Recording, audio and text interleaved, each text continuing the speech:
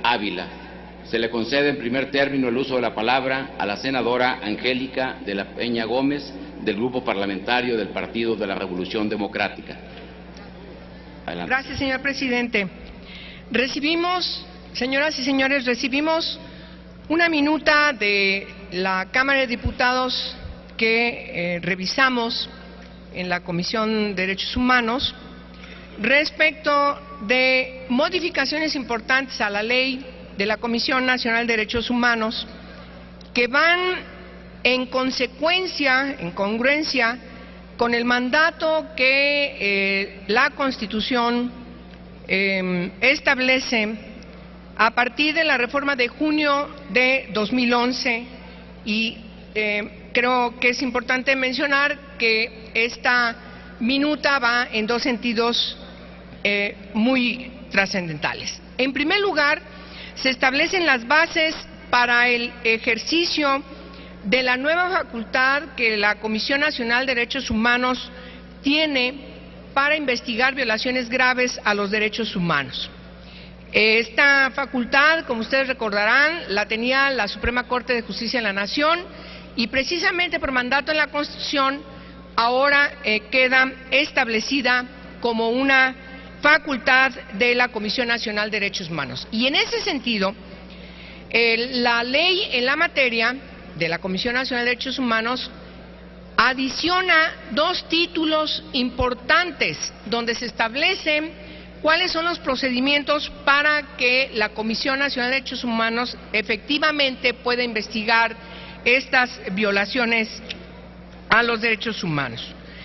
Hay una discusión importante que quiero referir en el nuevo artículo 77 del nuevo título séptimo respecto de que la Comisión Nacional de Derechos Humanos podrá investigar hechos que constituyan violaciones graves de derechos humanos cuando así lo juzgue conveniente o lo solicite el Ejecutivo Federal por conducto de la Consejería Jurídica de la Presidencia, alguna de las cámaras del Congreso de la Unión, el gobernador de un estado o el jefe de gobierno del Distrito Federal o por las legislaturas de las entidades federativas.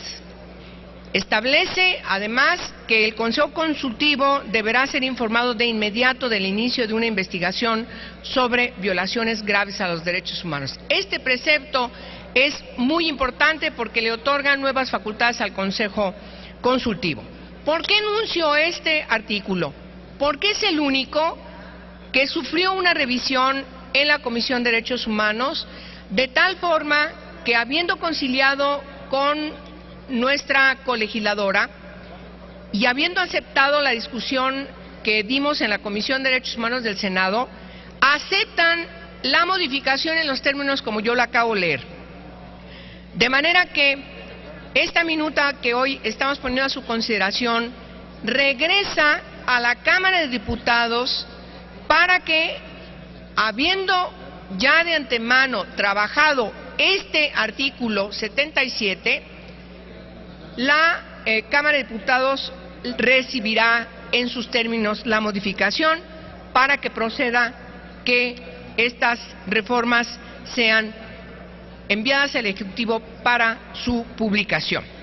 Tengo que mencionar que también se destaca otro punto importante en estas reformas a la ley en comento.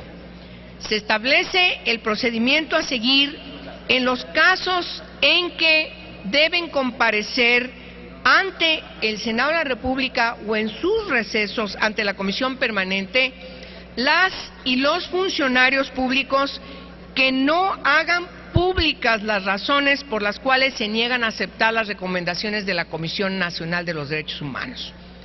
Como ustedes también saben, este precepto constitucional ya ha empezado a aplicarse, pero era importante que estuviera contextualizada en la ley reglamentaria lo conducente para hacer efectivo el mandato constitucional, para que quienes no acepten las recomendaciones por parte de la Comisión Nacional de Derechos Humanos, se nieguen o tengan alguna cortaplisa, vengan al Senado de la República o en sus recesos a la Comisión Permanente para que hagan públicas las razones por que se niegan a cumplir las recomendaciones de la CNDH. Por eso solicito de la manera más atenta de parte de ustedes que pueda ser aprobado en sus términos la minuta que ponemos a su consideración. Es cuanto. Muchas gracias, señor presidente. Gracias, senadora Angélica.